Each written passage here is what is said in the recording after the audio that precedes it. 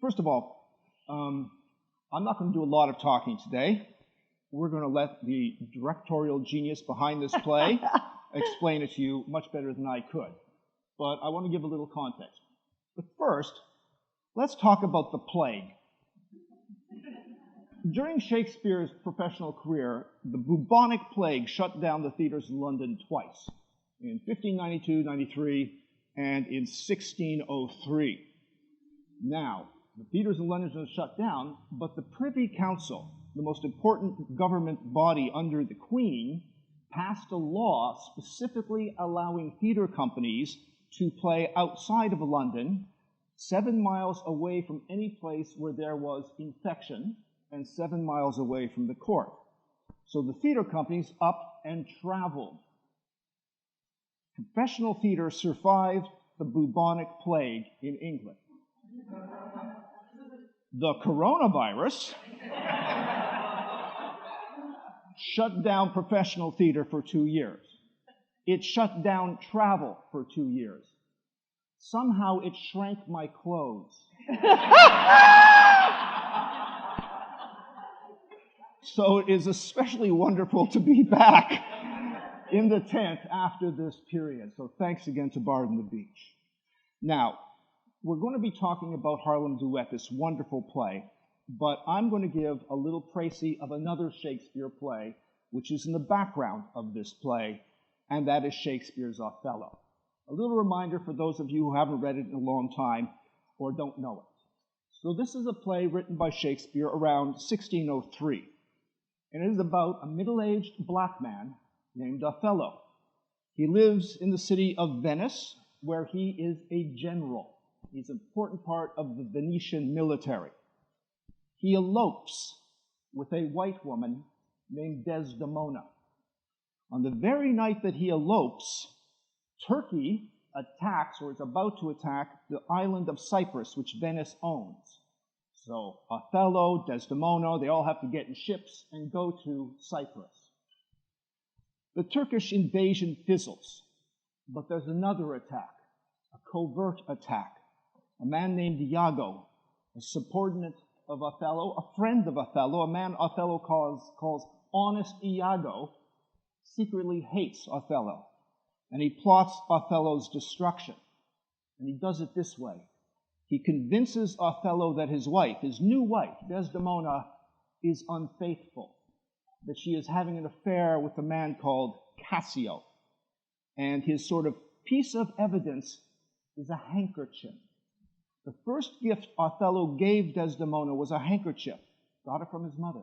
It has strawberries on it, and apparently there is magic in the web. Iago gets hold of this handkerchief, gets it to Cassio. Now Othello finds out Cassio has this handkerchief. He assumes that Desdemona gave it to her lover. Othello kills Desdemona. When he finds out the truth about what happened, he kills himself. It's not a comedy. In fact, I think it is Shakespeare's most excruciating tragedy. It's a brilliant play, but I hate it. Because I just sit there going, no, no, no, through the whole thing. But the play we're going to talk about now, Harlem Duet, takes that story, takes those elements, Desdemona, Othello, the handkerchief, right, the tragic fate, and spins a sort of jazz improvisation, a sort of a fantasia based upon Shakespeare's kernel of a story. And to tell you about Harlem Duet, Cherissa.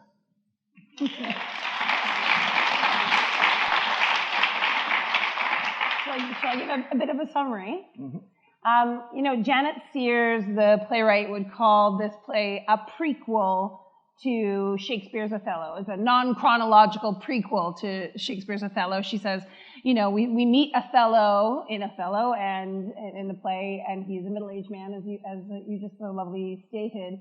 And she says he must have had a woman before Desdemona. He's lived this rich and full life. So Djanet devised this play of what that life before coming to meet Desdemona might be. And I think we see in the play a woman named Billy who is married or is living with Othello as partners, And we see her in the midst of the breakup and the disillusion of their relationship, and how she is dealing with the stress and the hurt and the trauma of all that, and how she either succeeds or fails through some of that, and deals with her own demons as we see her fighting to understand what it is to be apart from this great love, and how she is defining herself, and I think that is a universal theme that we can all understand: love and hurt and betrayal, and Djanet explores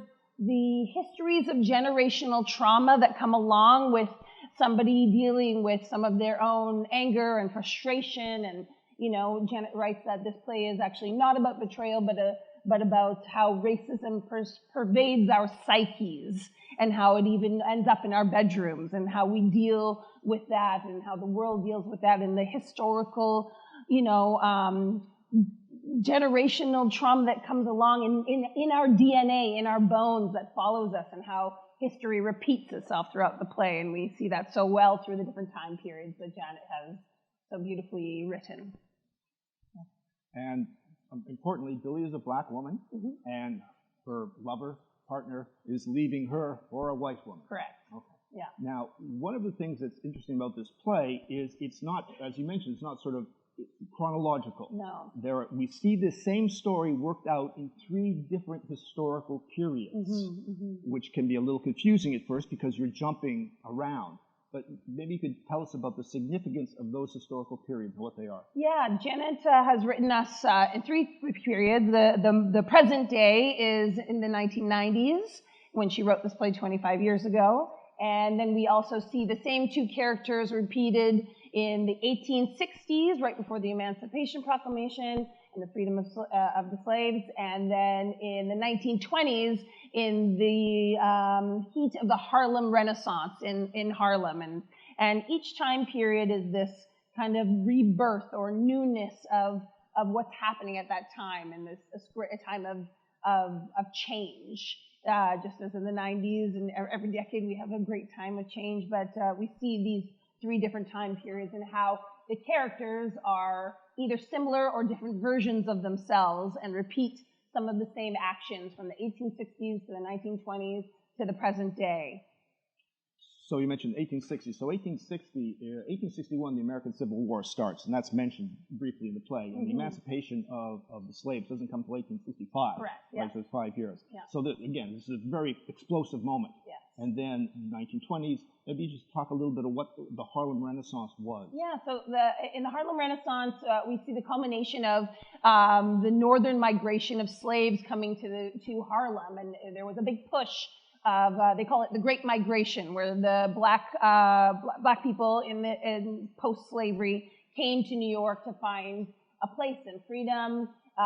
In Harlem, it was actually created, was the original architect of this neighborhood had created this neighborhood for rich white people to live in, and in the end, the houses were, I guess in that period, that rich white people didn't want to live in that neighborhood, and because it was too far from Manhattan, and so it became a mecca for black people, and especially for artists.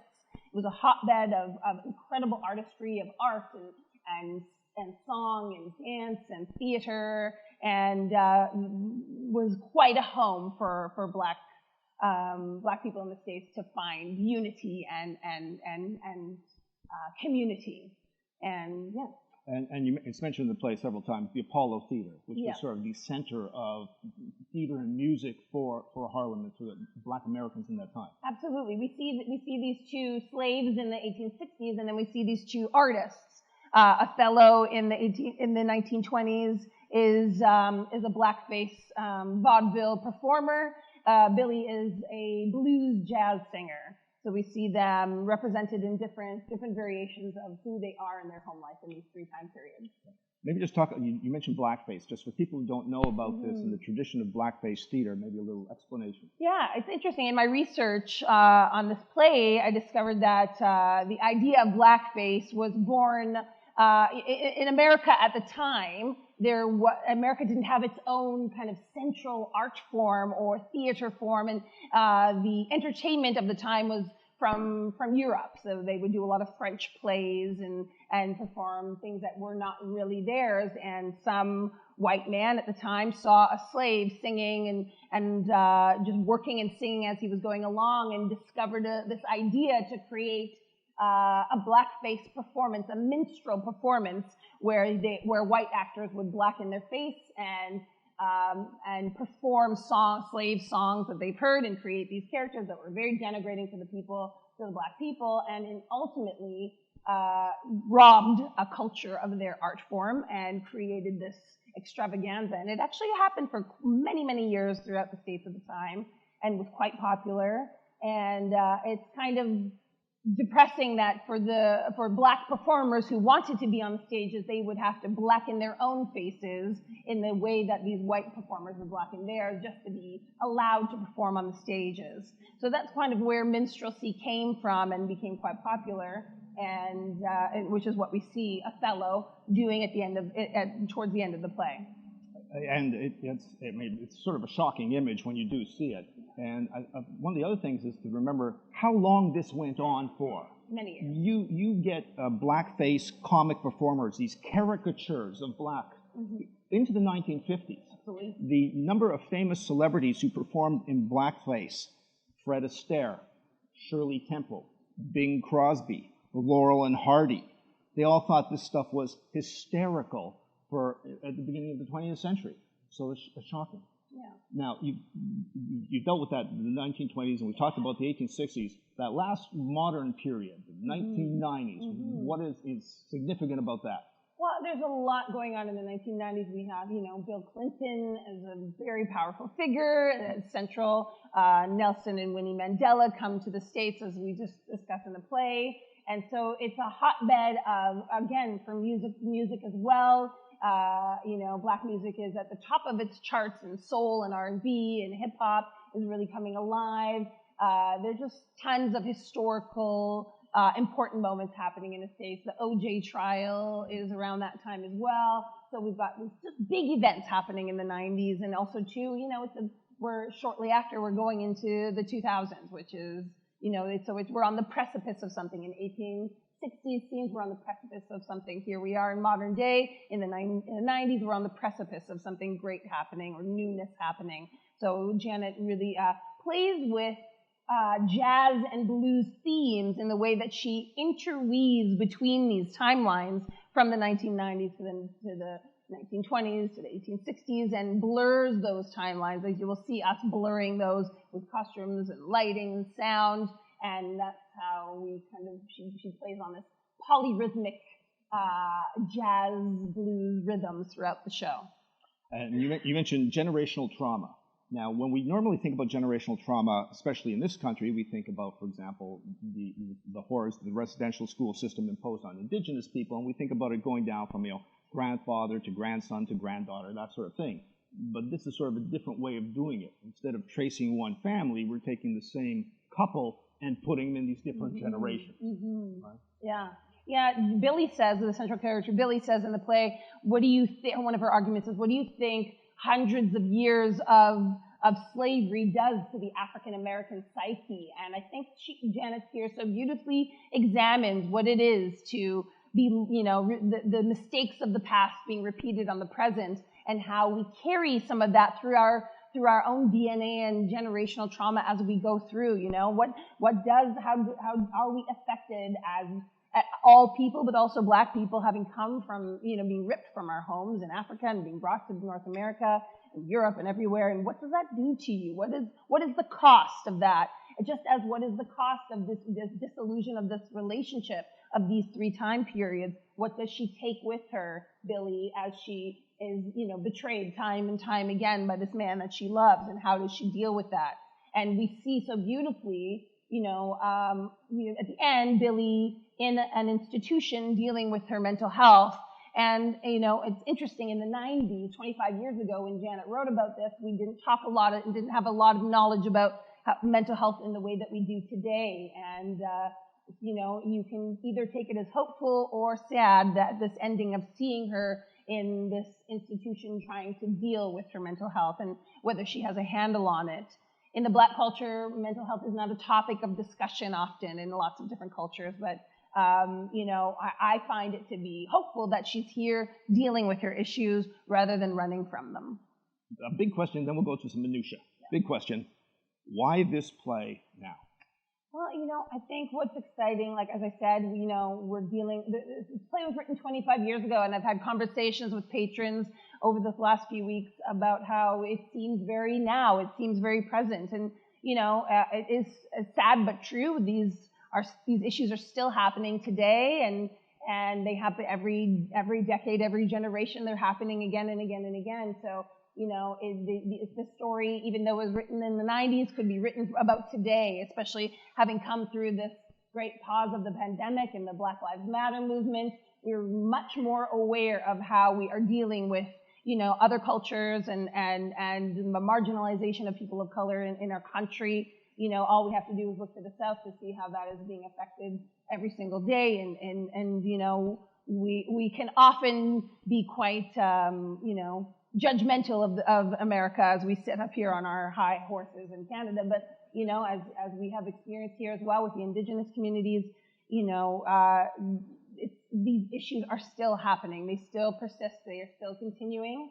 And so that's why it's important. And I think this idea of dealing with mental health, discussing mental health in a play is also really prescient for today. I teach theater at universities across the country. Just recently I was teaching at CCPA and from the Canadian College of Performing Arts in Victoria. And, it's just interesting how each university I've taught theater at, the students, their mental health is a major crisis these days. And the awareness of, and they're advocating for themselves and their own need to, stand for their mental health journeys and struggles. And it's impressive and scary at how much that pervades our education system. So I think, having a play that discusses that and examines that and shows how this is something that we have carried on with us throughout the generations is, I think, really beautiful and timely. Thank you. Okay, some small things, little details in the play. So Othello's first wife is called Billy. But then we find out late in the play that wasn't her real name. Mm-hmm. The name she wasn't given. That's the name she's appropriated or invented for herself. The name she was given by her father is Sybil. Yeah. And then later she starts to say, "Call me Sybil." So what's going on there? I think it's a return to her roots. We see Billy as her mental health declines. We track this handkerchief with the strawberries on it. Is this kind of talisman, shall we say, that she uses to is a representation through all the eras, all the time periods, and she has infected it with a magic spell of sorts that anybody who touches it will die or come to harm. And in the play, we see her interacting and touching, having the poison touch her face because she forgets that she has the glove on that was touching the poison. So we see her dealing with that, and as in her mental health decline, she returns to her roots, which is this root of Sybil. And I have my father recently passed away, and as he got iller, I saw him return to some of his youth. In Alzheimer's patients, we see my grandfather died of Alzheimer's, and we see how that the degeneration or the return to their youth is what they hold on to, and I think that is true here with Billy, or Sybil as she now calls herself. She's finding a way to connect to her roots and to find some kind of strength or stability or holding on to something that she knows. And she does away with this artifice of Billy, shall we say. And by the way, if you want to know how to poison a handkerchief, apparently you need a 3-foot-tall bong. Also mentioned, and this is the sort of epitaph to the play, when Othello gives that handkerchief to Desdemona in the Shakespeare play, he says, "There's magic in the web of it. A Sybil, in her prophetic fury, sewed the work." Mm-hmm. So when she adopts that name, it's not insignificant. Yeah. Let's talk about another name. in the second half of the play, an unexpected character shows up, Billy's father, and his name is Canada.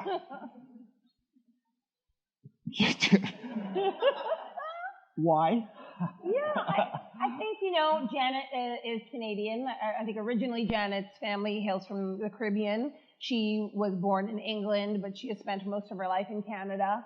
And there is that all throughout the play, this sense of, the slaves escaping to Canada, slavery, slaves escaping up north to find their freedom and be a place to work, and this idea of the north being a place of freedom. And, Billy says, Canada, freedom come. This is a place where she, is her home, where she has fond memories of her grandmother and her family up there. So I think it's also a representation of Djanet Sears' two sides of herself. She developed this piece at Nightwood Theatre in Ontario, but also in Harlem. She had her first workshops of this play, and she lived in New York for quite some time. So I think it's a commentary of this idea of Canada as a place of freedom, and also the two different nationalities that she has resided in as well. We'll just shift over a little bit here and talk about sort of the emotional arcs of the play. Like the original Othello, parts of this play are sort of harrowing. So let's start with Othello and then go to Billy. There are other characters, but it's a duet, yes, right, in history. So Othello, this black man who leaves his wife 3 times for a white woman, and is not always gracious about it. Mm-hmm. Are we supposed to have any sympathy for this man?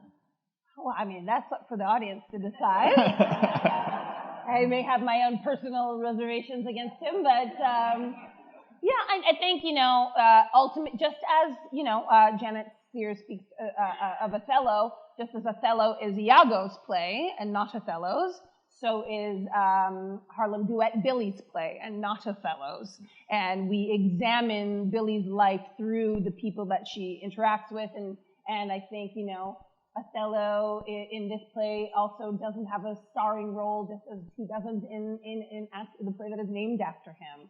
And I think Othello speaks to differing versions of how white supremacy and racism can pervade the psyche, our psyches and our minds and the way we behave. And Djanet has used him as a function of what it is to be fighting. Billy and Othello in this play are kind of the representations of Malcolm X and Martin Luther King. Martin Luther King often was, criticized for being, all too much about, not strong enough, and then Malcolm X being too strong and too segregationalist. And we see these two different sides in Billy and Othello as well. So I think Othello is an interesting representation of that. And what you just mentioned is actually part of the setting for the play, because it says specifically that in the present, the apartment that these people live in, the renovated brownstone, is at the corner of Martin Luther King and Malcolm X Boulevards. Yeah. So Billy is the star of the play. She's the role, and the big role, and for the actor, an Everest of a role. But here's the thing: if we're not sure if we're sympathetic for Othello, with Billy, in 2 for sure, she basically ends up destroying her man, and maybe also in the 3rd one. This drive towards revenge or this anger eventually puts her in the hospital. Mm-hmm. So what are we supposed to feel for her? Do we feel that she is self-destructive, that she's gone too far, or are we supposed to be entirely sympathetic to... there's a bloody murder she commits. Yeah. How are we supposed to feel about Billy? I think it's complicated. What is the great Shakespeare quote? The course of love never did run smooth. We see this woman dealing with the pain and frustration. What does hurt and anger and pain drive us to do? Are those actual killings? Did she actually kill him? Is this in her mind? We talked a lot about in the play, is this entire thing a dream of her own making? As she, we see her at the end in the institution, in the hospital. Has she been in the hospital the whole time? Who knows? Did she really do these killings, or is she imagining what it would be to do that? And I think that it's really up for us as an audience to discover and decide.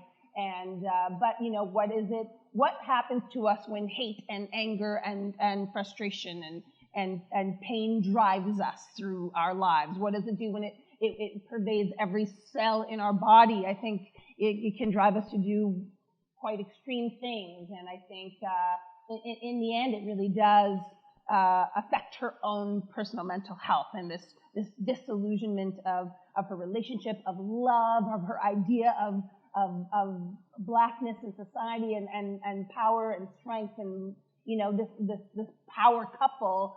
The disintegration of that is also representing the disintegration of her mind. Wait a minute. It might all be a dream? I don't know. But we talked a lot about the different scenarios about what might be happening in this, just as it's very Shakespearean that all these great grand things are happening, and this revenge and this, the plotting and then we see that, did it happen? Who knows? Maybe it did. I reference it a little bit with Maggie, who plays the landlady, is embodying the nurse who brings her into the hospital. And I had one little great thought of that great Wizard of Oz story of like, and you were there, and you were there, and you were there, and what does it mean that how are we following these stories as they go along? Djanet really confuses time and place for us and plays with the jazz blues rhythms, and we are made, are we asked to wonder what is the reality here, and also too when we are dealing with a mental health break, what is the reality for us as well? Wow. Another thing to think about is, you said the sort of jazz riffing on these ideas.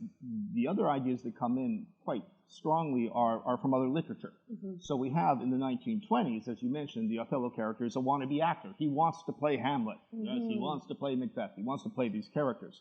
And then we're in the modern era. Othello is the worst of jobs, a literature professor.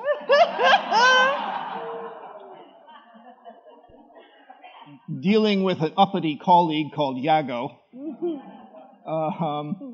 and he. I'll just read one line when he's sort of defining himself. He says, I don't want to be thought of as just a black man. My culture is Wordsworth and Shaw. And there's a long scene where they're going through books, and those books are very, very significant. This is our intellectual pattern of past. Mm-hmm. So what do you think about these sort of allusions and manipulations of other literature in the play? What's going on here? I think Djanet so adeptly draws upon our historical canon of literature and finds ways. There's parallels to Pericles in this play of the relationship of Billy and her father and the betrayal, that happens there. There's connections to Hamlet, to many, Stephen Drover, who was the dramaturge on the show, drew great parallels to Medea as well. And I think it's Djanet hearkening to the incredible pieces of literature throughout our history and showing how these stories are interwoven throughout hers and through our lives and how we are affected by them.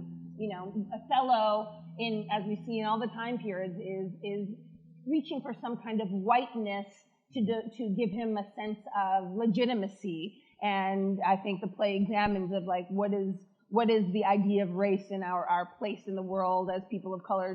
Is it to find ourselves with power in a white world? Can we find that within ourselves? Where did those lines blur? And I think there's no true answer to that, but she's examining that in the play. And that's interesting because the cultural references, the ones I just mentioned, Wordsworth and Shaw, okay, white man, but he goes on to talk about other things that have influenced him. Leave It to Beaver. Yeah. Dirty Harry. Yeah. I mean, archetypal white culture. Yeah. And he's defining himself by that. Well, the truth is, too, archetypal white culture is also the culture of the time. That is the culture. There were no archetypes of black culture, as we, I am the first black female director to direct a show here at Bard. This is the first black play that we're presenting here at Bard. Thank you. So we see through our histories that these stories have not been told, and I think the beautiful thing about Bard bringing this story here and myself here is that they are embracing this. We need to be telling different stories on these stages. How do we connect to these cultures? How do we see ourselves in these stories, in stories that don't necessarily reflect us? And how do we start incorporating all cultures into the storytelling we do, you know? And I think it's quite beautiful that we are, you know, the conversations around the country are now, how do we tell these stories? Who tells these stories? How do we get the rich diverseness of the stories in our own culture, in the history of the world, to be told on our stages? And I think, you know, just as Othello is naming these stories, our stories weren't told. And it's only really these days after Black Lives Matter movement that we're starting to see Indigenous stories, Black stories, Asian stories being embraced and told on our stages. And I think, you know, I have to really applaud Bard for bringing this show here, because this is the work that we need to do. We need to start learning from each other and connecting our stories together to make all of the stories become richer. Let's talk just a little bit about the language of the play. It's not written in verse, but there are many passages of it that feel poetic, that have this poetic resonance, that use these complicated and beautiful images. That so the play sort of goes from very naturalistic language to sort of heightened language, let's put it that way. And so why that, and how did that feel trying to make that work on stage? Yeah, I think the key is not to play into the poetry, just as in you don't play into the Shakespeare poetry, but you manipulate it for yourselves. You know the rules of the pentameter or the scansion of the text, and then you make it your own. And I think that's key in Janet's work as well. Her work is very poetic and follows the blues jazz rhythms are written into the poetry of her language in this play. And it's really about letting that ride in the play instead of, you know, it's like a hat on a hat. You don't need too many hats. One hat is plenty. And it's just allowing yourself to live through the story without falling too deep into the poetry, but letting it exist there. And I think, you know, Djanet has a real facility with language. She is a professor herself, and she writes so beautifully the poetry of her people into the story and into the timeline of this piece. And I think it's stunning. And it's also, it's Shakespearean in its textures as well. And I think that's what she was searching for, I believe, is that way that she explores poetry in this play is not unlike the way that Shakespeare explores it in his plays. And one of the things that I noticed, the blues influence in certain call and response. So blues music very often works with a call and response, right? I got up this morning and said to sing that, shake my broom, whatever. And we get these dialogues between the main characters. Well, say something, repeat, say something, repeat. And you feel that blues music structure there. Yeah, Djanet says that in this article, great article, she says, there's a fragmentation to it and a polyrhythmic improvisation, call and response feel to the play. Repetition is a very important element in the blues aesthetic.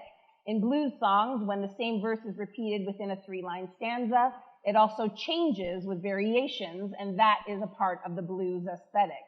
The tune can change, so you can sing the same song, and the tune changing reflects a change within the person or the character singing it, or some change in the arc of the story of the song. All those elements are part of the blues aesthetic. So I was right. Yes. You also have live music in this play, and beautiful, and the performers are tremendous. Yeah. So how did you incorporate that? What were your thoughts there? How you chose the music, or how the music was written? How you worked with the composer?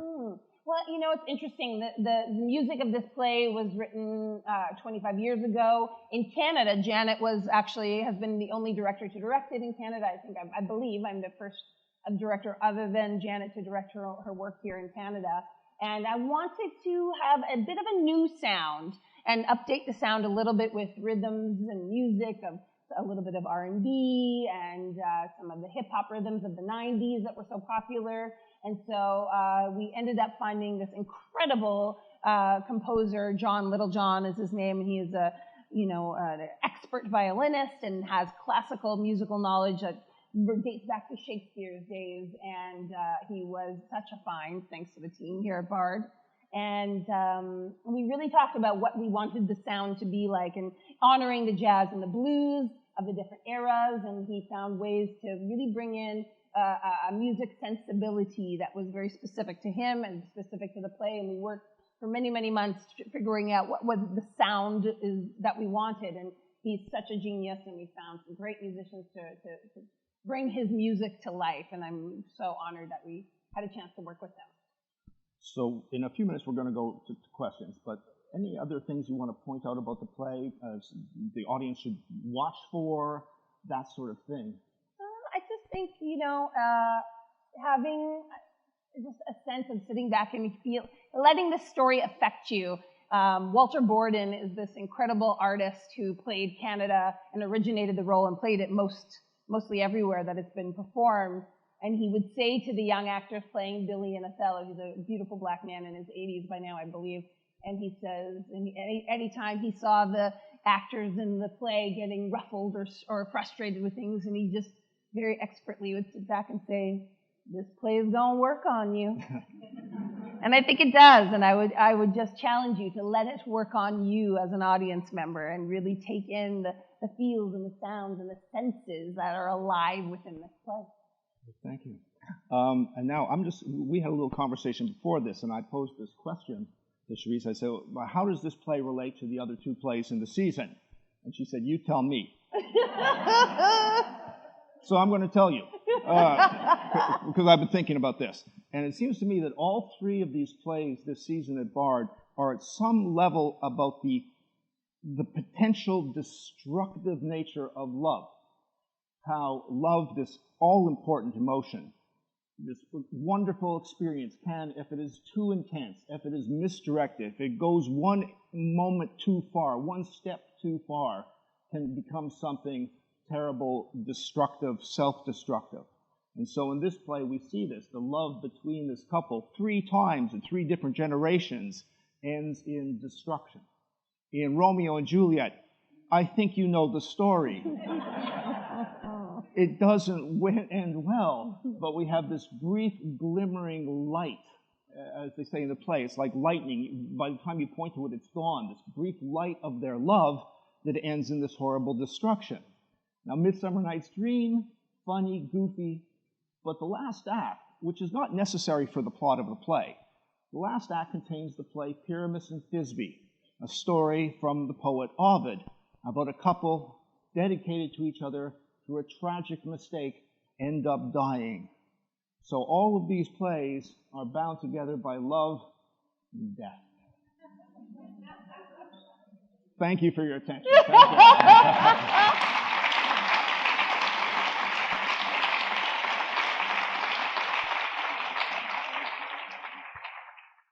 I'm wondering if you had any thoughts about how, if it was the most recent events were written today, how that might have changed. How you might direct it differently, but also how it might have been written differently. Yeah, I think that's the interesting thing about having a living playwright who is, has a connection to her play still. Djanet was very strongly a part of this process and how we created and had a lot of say in, who we choose, how we went about choosing things. And so I feel like her imprint is quite strong in this play no matter where it goes. Who knows? Had it been written today, it might have been a harsher telling. Would there be more of a, would she exorcise some of the demons in this play in a different way? I'm not sure, but I think that, I think it is telling that just as in Shakespeare's plays, these themes, why are they so universal? Why do we keep telling them over and over again? Because there are themes in these plays that repeat themselves. They're human qualities, humanistic struggles that we're dealing with that repeat over the centuries and over the eras that, we do see it happening over and over again. And I think good plays last because they are telling a part of history that doesn't seem to go away. We haven't quite learned from our mistakes of the past, have we? And we see that happening all around the world today. And I think that's what makes it so ripe for now. Other questions? Very interesting discussion. Having seen the play, in the 1860s, as an interchange between he and she, where all of his answers are no. Mm-hmm. In the 1920s, similar interchange, all the answers are yes. In the 1990s, it's no similar comparison. I'm just curious as to what we're supposed to take from the shift from all the no answers to the yes answers to the present day. Yeah. I'm not sure it's a great observation. I think it really just speaks to the fact that the character of she and her and Billy are driving the action, and that Othello, that she really is the driving force in all those scenes. And I think that, that you take from the yeses and the nos what you will from that character, and how he reacts to this woman pleading for him to join with her in this new venture, in this new life ahead of theirs. And what does she do in the face of this man who says very little? Yes? Yeah, I don't know.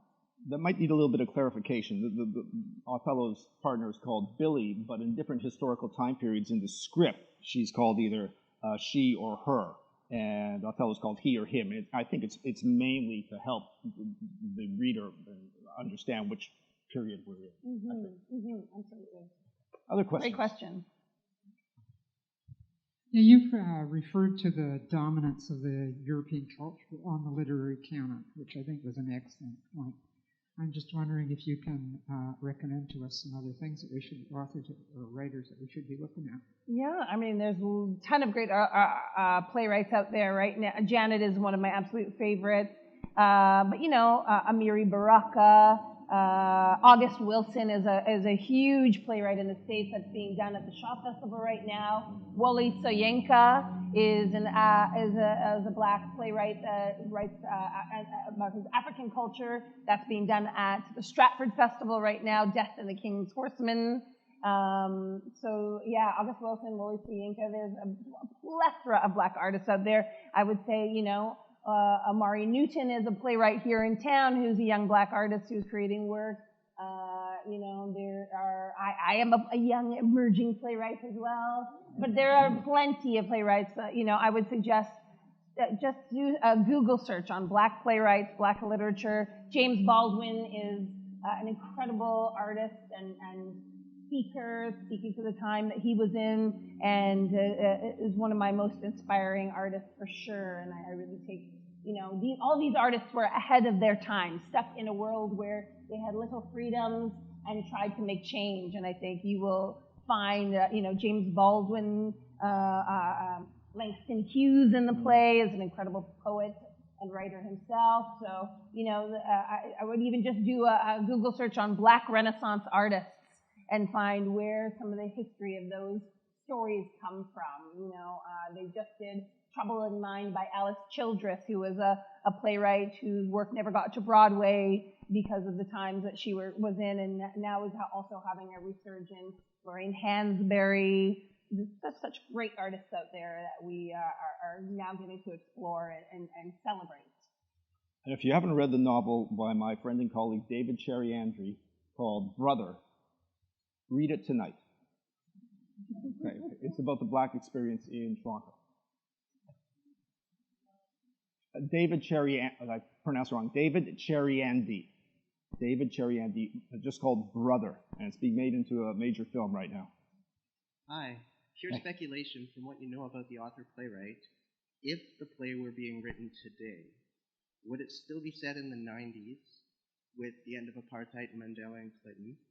Or would it be set in 2008 with the rise of Obama, 2016 with the rise of Trump, or 2020s with how prevalent Black Lives Matter has become everywhere? Yeah, I think all of the above. Those are good questions. I think any of those time periods are right for the taking. I know that Djanet, when she has done this play in the past, she has sometimes updated it in different time periods as well. I think the latest she's done is the early 2000s. But there are certain references in the play that are tricky to substitute, and I think I certainly wanted to. I was interested in putting it in today's time period because it's a very we're right in it. We're going right through it. So I think that I think any of those time periods could absolutely work. I certainly see a parallel between the Nelson Mandela storyline with the Obamas, and I think that's the beauty of the play, isn't it? All sad and interesting and telling that it can be done in any of those time periods. Yeah. Thank you. I've seen the play too, and it was wonderful. And I was curious about the role of their child. I think it's their child, both of them, but I'm not clear because I think I missed the original reference to that. But the sister-in-law keeps coming to say, "Are you ready to have her back? Are you ready to have her back?" Yeah. And Billy said, "No, she's not ready." But in the discussion between Billy and Othello, in my recollection, that child doesn't ever come up in their discussion, and that's pretty unusual when you have a couple splitting up. Yeah. And so, I just wondered what we're supposed to take from that. Yeah. So the child that they were referred to in the play, Billy speaks about this connection to this young girl, and it's actually her niece. So it's her brother Drew and Ama's child. And she has quite a fondness, as many aunties do, myself being an aunt.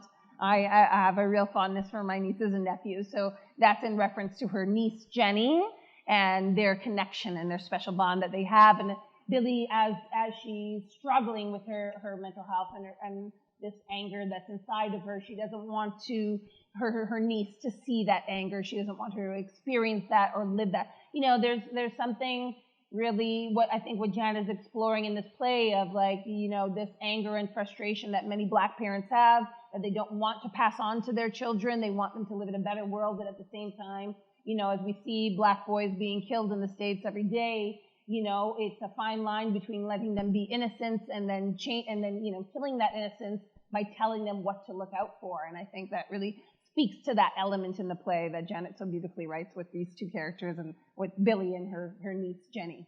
Yeah.